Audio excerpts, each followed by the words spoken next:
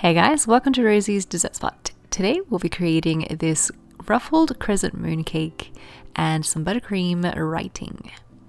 I have my 7-inch cake that I've cut in half and I'm sticking to a 10-inch cake board with buttercream, filling in with some more of that. And I'll have the recipe in the description box and icon up top for you guys.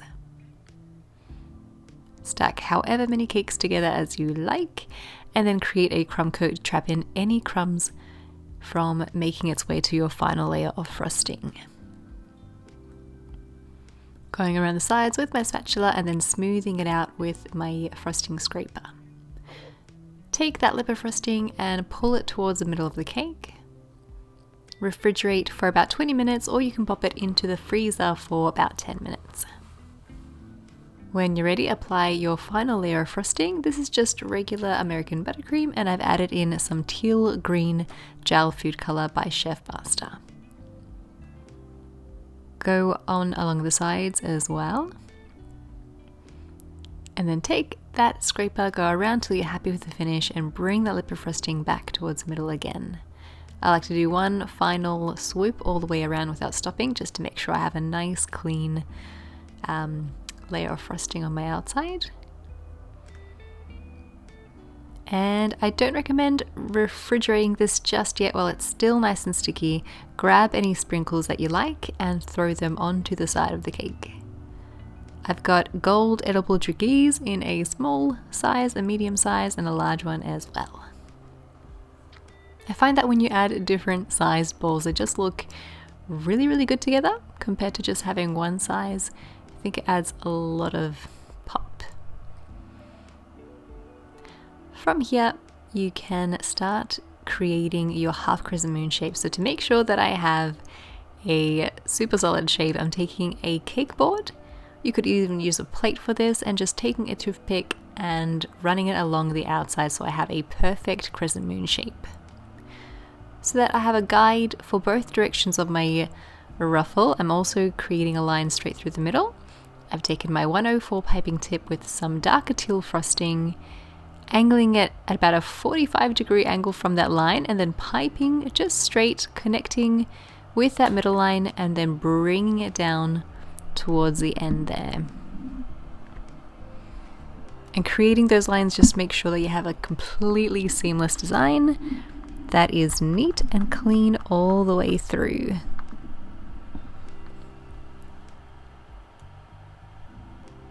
You could even draw on some lines with your toothpick to make sure that the 45-degree angle is maintained all the way through. That way it's like a guide on the cake.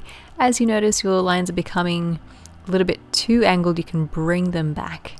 I just sort of freehanded it like this, kind of eyeballed it, and it turned out pretty okay, I think.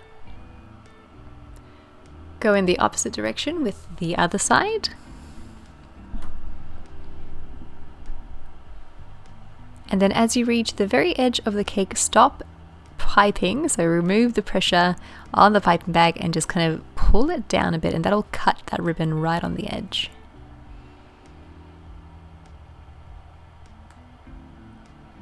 If you're enjoying these tutorials, feel free to subscribe. We do upload a new video every week.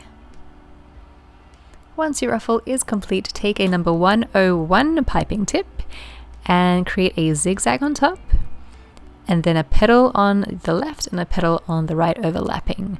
So left, right, left, and then coming in from the right to the middle, coming in from the left to the middle, and just repeating this with little rosebuds lining the very middle of your pattern, and that way you can kind of hide that line. So you got to be creative with how you hide the not so nice looking sections.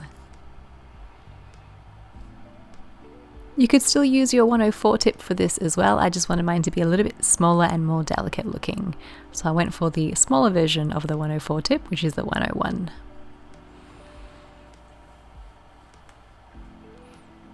Again, zigzagging left, right, left. And then from the right to the middle, from the left to the middle, and continuing on.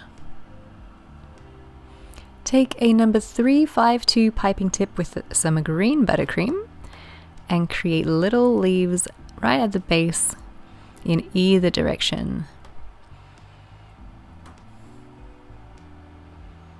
And that's basically it for our crescent moon decoration. If you wanted to, you could add some edible pearls into the little spaces too. I think that would look kind of cool. So I went ahead and did that. Or you could just leave it normal, just simple. That looks really good too. For the writing, I've taken a really hot spatula and I'm just running it over the top of the surface of the cake to make it nice and smooth. I've taken my toothpick and I've started to write in happy birthday. If by some chance you end up writing it in a way that you don't like, you can take that hot spatula, go over the top of the cake and start again. It's very, very forgiving. To make sure that the writing is centered, start with the middle letters and then work your way out, and that way you know it's going to be completely centered either way. I've taken a really small circular piping tip with some orange buttercream. I'm squeezing and I have both my hands on the bag to make sure that it is nice and steady. And just take your time with this and slowly follow along your etched line.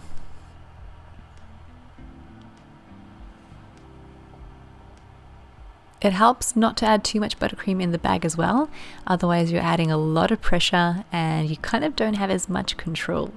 So less piping, less buttercream in the bag is better.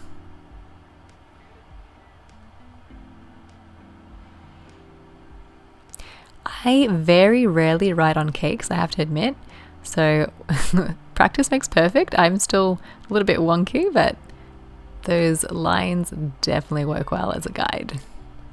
And then you can leave it as is or fill in the space. I was going piping happy here and I just made flourishes and swirls everywhere. And I think it looked kind of alright. The minimalist in me did kind of regret it, but it doesn't look bad. I just kind of like the way it looked simpler.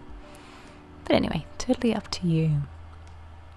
From there you can add on little driggies just on the very ends to make it look neater. And then your cake is basically complete. If you wanted to, you could go on to create a little border at the base. I've used a number 32 piping tip for the shell border. Try to use complementing colors if you can.